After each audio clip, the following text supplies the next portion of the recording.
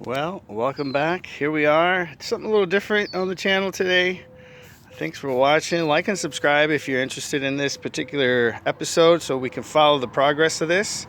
But this is a 1998 Cadillac Deville.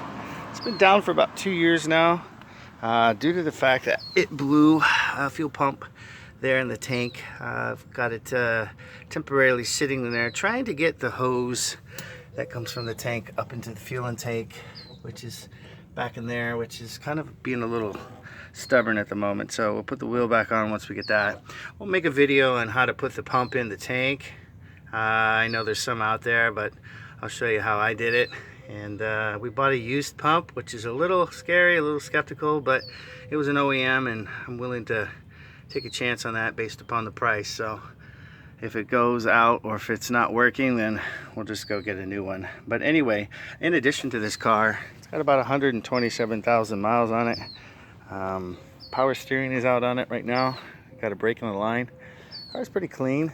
It's an older model, but it does the trick. And outside of that, I intend to keep it. So it's just the walkthrough of it. So just a couple of little things. I'm going to try to keep it all original as much as possible. We got it sitting here.